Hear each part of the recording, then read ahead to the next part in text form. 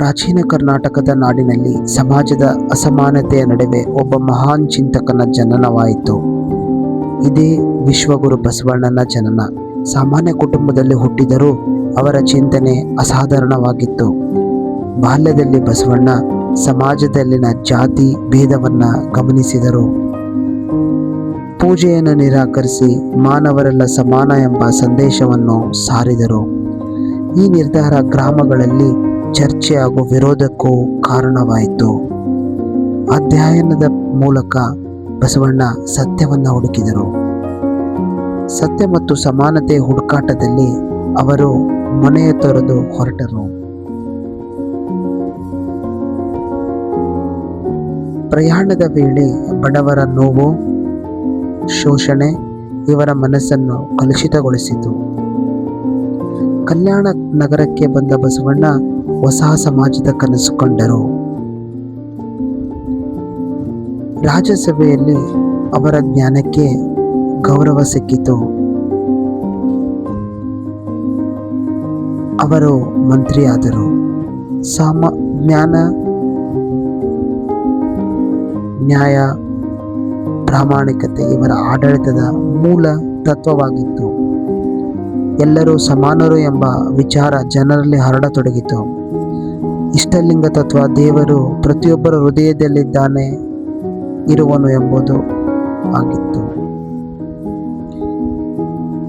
ಜಾತಿ ವರ್ಗ ಭೇದವಿಲ್ಲದ ಜನರು ಇಷ್ಟಲಿಂಗ ಧರಿಸಿದರು. ಬಸವಣ್ಣನ ರಚಿಸಿದ ವಚನಗಳು ಜನಮನವನ್ನು ಸ್ಪರ್ಶಿಸಿದವು. ಸರಳ ಭಾಷೆಯಲ್ಲಿ ಆಳವಾದ ಸತ್ಯ. ಇದೇ ವಚನಗಳ ಶಕ್ತಿ. ಕಾಯಕವೇ ಕೈಲಾಸ, ಕೆಲಸವೇ ಪೂಜೆ ಎಂದು ಬಸವಣ್ಣ ಸಾರಿದರು. ರೈತರು, ಕಾರ್ಮಿಕರು, ಶಿಲ್ಪಿ ಎಲ್ಲರೂ ಗೌರವಕ್ಕೆ ಪಾತ್ರರಾದರು. ಅನುಭವ ಮಂಟಪ ಮುಕ್ತ ಚಿಂತನೆಯ ಮಹಾಸಭೆಯಾಯಿತು. ಇಲ್ಲಿ ಎಲ್ಲರಿಗೂ ಮಾತಿನ ಸ್ವಾತಂತ್ರ್ಯ ಇತ್ತು.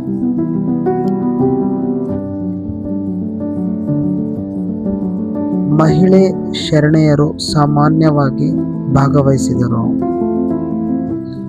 ಪಾರಂಪರಿಕವಾದ ವಾದಗಳು, ವಿರೋಧದ ದಿನದಿನವೂ ಹೆಚ್ಚಿತು. ಆದರೆ ಬಸವಣ್ಣ ಶಾಂತಿಯಿಂದ ಸತ್ಯವನ್ನು ಪ್ರತಿಪಾದಿಸಿದರು. ಅಂತರ್ಜಾತಿ ವಿವಾಹ ಸಮಾಜದಲ್ಲಿ ಗಲಭೆಗೆ ಕಾರಣವಾಯಿತು. ರಾಜನ ಮೇಲೆ ಒತ್ತಡ ಬಂತು. ರಾಜಕೀಯ ಕುತಂತ್ರಗಳು ಆರಂಭವಾದವು. ಹಿಂಸೆಯಿಂದ ನೋವಿನಲ್ಲಿದ್ದ ಬಸವಣ್ಣ ಅವರು ಕಲ್ಯಾಣವನ್ನು ತೊರೆದು ನಿರ್ಧಾರ ಮಾಡಿದರು. ಕೂಡಲ ಸಂಗಮದತ್ತ ಇವರ ಪ್ರಯಾಣ ಆರಂಭವಾಯಿತು. ನದಿ ಸಂಗಮದ ಬಳಿ ಧ್ಯಾನದಲ್ಲಿ ನೀಲರಾದರು. ಕೊನೆಯ ವಚನಗಳಲ್ಲಿ ಅವರ ಮಾನವೀಯತೆಗೆ ಸಂದೇಶ ನೀಡಿದರು. ಬಸವಣ್ಣ ದೈವಿಕ ಲೀನತೆಯನ್ನು ಹೊಂದಿದರು. ಶರಣರು ವಚನಗಳನ್ನು ಸಂರಕ್ಷಿಸಿದರು. ಲಿಂಗಾಯತ ಚಳವಳಿಯ ರಾಜ್ಯಾದ್ಯಂತ ಹರಡಿತು. ಜಾತಿರಹಿತ ಪೂಜೆ ಸಮಾಜದಲ್ಲಿ ಬೇರೂರಿತು. ಇಂದಿನ ಕರ್ನಾಟಕದಲ್ಲಿ ಬಸವಣ್ಣನ ತತ್ವಗಳು ಪ್ರಭಾವ ಸ್ಪಷ್ಟವಾಗಿದೆ. ಪ್ರತಿಮೆಗಳು ಮತ್ತು ಸ್ಮಾರಕಗಳು ಗೌರವ ಸಲ್ಲಿಸುತ್ತಿವೆ. ಮಕ್ಕಳು ಶಾಲೆಗಳಲ್ಲಿ ಬಸವಣ್ಣನ ವಚನವನ್ನು ಕಲಿಯುತ್ತಿದ್ದಾರೆ. ಸಮಾನತೆ, ಕಾಯಕ, ದಾಸೋಹ, ಶಾಶ್ವತ ಮೌಲ್ಯಗಳು, ಒಗ್ಗಟ್ಟು ಮತ್ತು ಮಾನವೀಯತೆ ಸಮಾಜದ ಶಕ್ತಿ.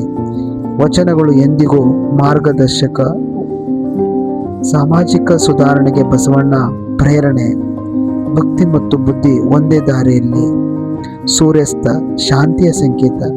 ಬಸವಣ್ಣನ ಸಂದೇಶ ಕಾಲಾತೀತ. ಮಾನವರೆಲ್ಲ ಸಮಾನರು. ಕೆಲಸವೇ ಪೂಜೆ. ಭಕ್ತಿ ಹೃದಯದಿಂದ ಬರಬೇಕು. ಸಂಗೀತ ಹೊಮ್ಮತೊಡಗಿತು. ಬಸವಣ್ಣನಿಗೆ ಶ್ರದ್ಧಾಂಜಲಿ. ಬಸವಣ್ಣ ಸಮಾನತೆಯ ಶಾಶ್ವತ ಧ್ವನಿ. ನೀವು ಬೇಕೆಂದರೆ